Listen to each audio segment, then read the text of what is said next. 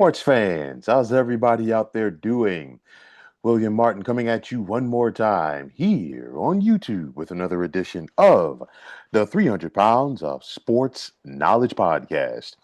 So, we know what we saw this past Thursday night between the Rams and the Seahawks, and it was an epic, okay? And when Seattle was down 30 to 14 early in that fourth quarter against the Rams, you could already basically hear the narrative that was going to be talked about. And of course, it was going to be the inability of Seahawks starting quarterback Sam Darnold to win that big game and beat the Rams.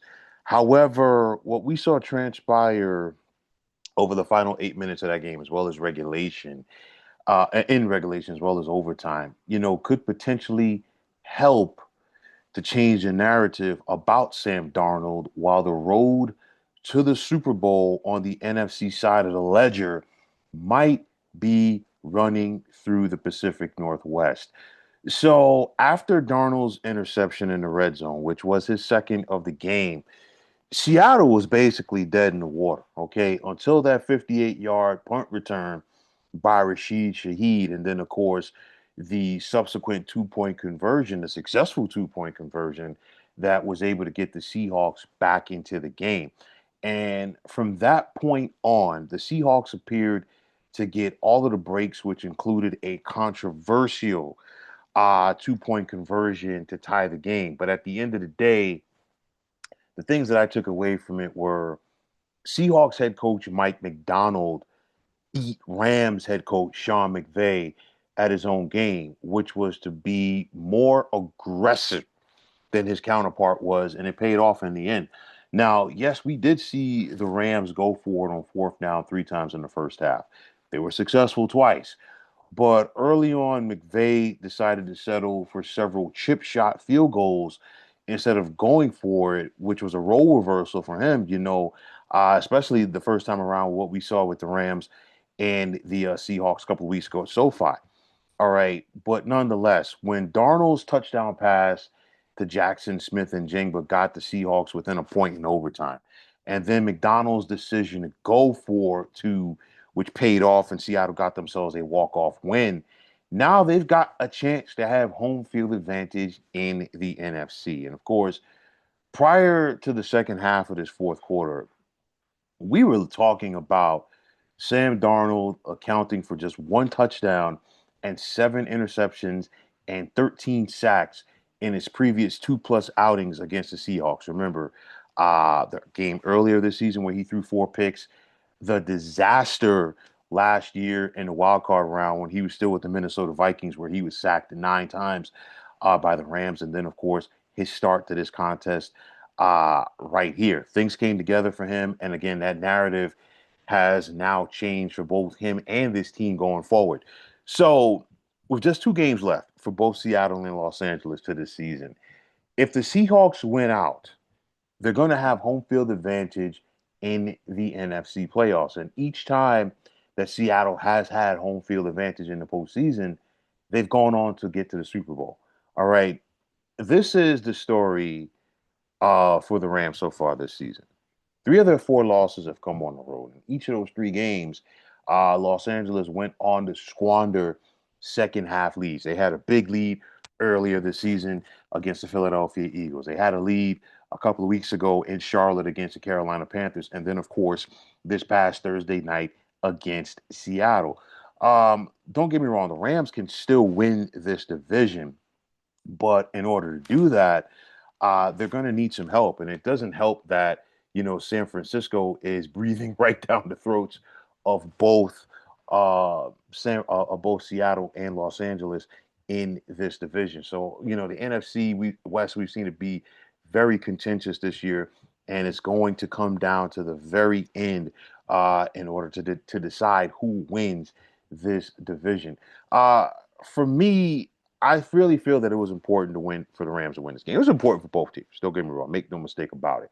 But I say it from the Rams standpoint because I feel like for them, in order to have the NFC playoffs go through the indoor stadium at SoFi, and of course you would get the first round bye as well.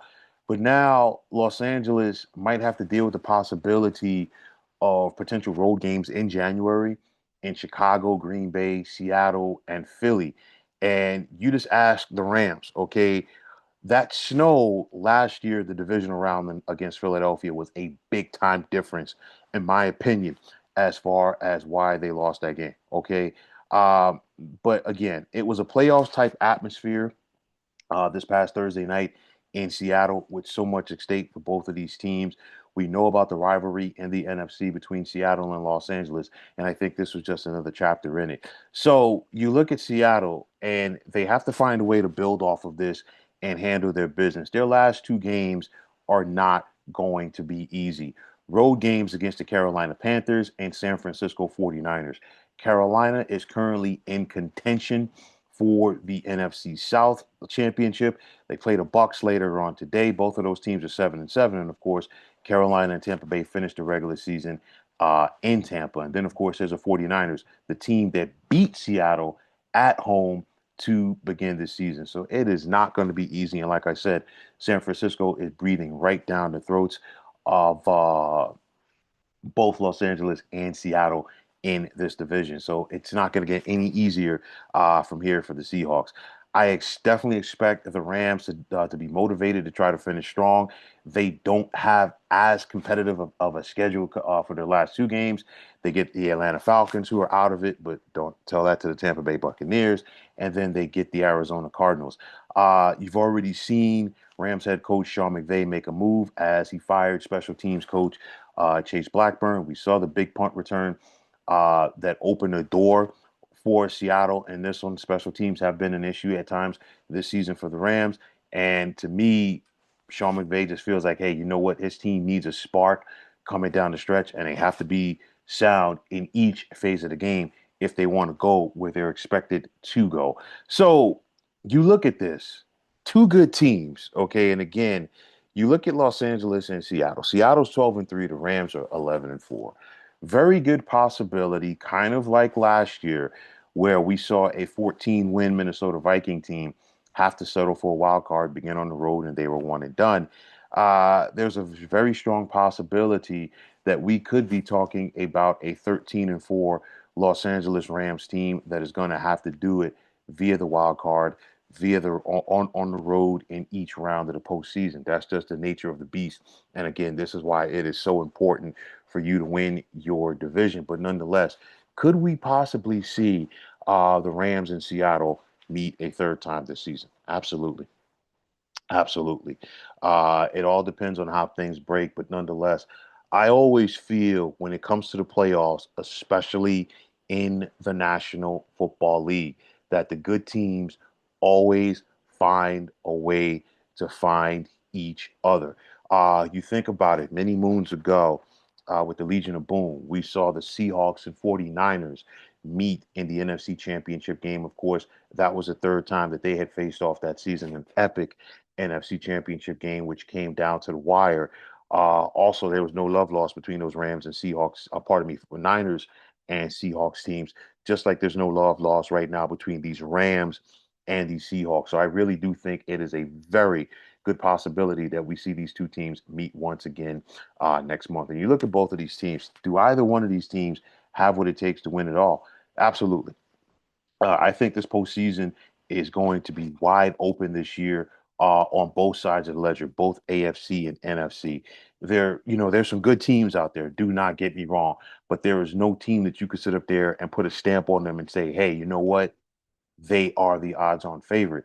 So I definitely think both of these teams can do it. You look at the veteran presence of Matthew Stafford for the Rams. You look at the Rams' ability to run the football. You look at their ability to get pressure on opposing quarterbacks with their front four. You also look at their receivers with Puka Nacua and Devontae Adams. And of course, Los Angeles is hopeful to get a healthy Devontae Adams back soon. But again, we saw another big time performance from Puka Nacua in the defeat this past Thursday night against Seattle. We're talking about Nakua with 12 receptions, 225 yards, and two TDs. And then it doesn't hurt that you have a Super Bowl winning head coach and Sean McVay, as well as a Super Bowl winning quarterback and Super Bowl MVP in Matthew Stafford. On the flip side for Seattle, I like the way that they play defense. I like the way that they run the football. I think what it's going to come down to, they need more consistency from Sam Darnold. But from what we've seen from this team, Sam Darnold can have bad games, and the Seahawks defense can bail him out and keep them in the game. Because remember, first time around against the Rams earlier this season, Sam Darnold threw 4 interceptions. Okay. Seattle's defense kept them in the game, and they had an opportunity to win at the very end if Jason Myers had made that field goal. So that just gives you an idea of the depth and the talent in each phase of the game for the Seahawks squad. But like I said, both of these teams are very deep, very talented, very well coached, and both of them definitely have what it takes to make a run at that coveted Lombardi trophy. So at the end of the day, I want to see how both of these teams finish. Definitely, if you're Seattle, you don't want to take your foot off the gas right now. You cannot afford to take your foot off the gas after this big time win. And if you're the Rams, you want to keep that pressure on because you still have a legit shot to win this division and also have a legit shot in order to get home field. But nonetheless, this is stretch run time in the National Football League. This is what it's all about. The intensity is there in these games. Very good teams facing each other, and credit to the NFL for their scheduling model. And this is what keeps them atop the list as far as the sports go. But nonetheless, an epic in Seattle. Like I said before, would not surprise me to see the Rams and Seahawks get it on one more time. But nonetheless, it's going to be a fight to the finish to win the NFC. But folks, that is going to wrap it up. And as always, I want to take this time out to thank each and every one of you for checking out the 300 Pounds of Sports Knowledge podcast here on YouTube. And as always, if you like what you heard and saw in this podcast, you know what to do. Just hit that like button as well as subscribing to this channel. And like I always say, it's greatly appreciated. Also, if you are on the X formerly known as Twitter, you can check me out anytime at 300 Pounds of Sports. And like I always say, if you give me that follow, it will be my pleasure to do the same in return.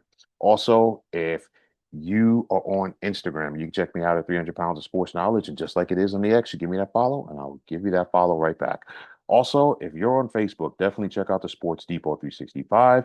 And as far as I'm concerned, one of the better sports groups going on social media. But until next time, fine folks, my name is William Martin, and I'm signing off. And I'm saying thanks once again for checking out the 300 Pounds of Sports Knowledge podcast here on YouTube. Be well, everybody.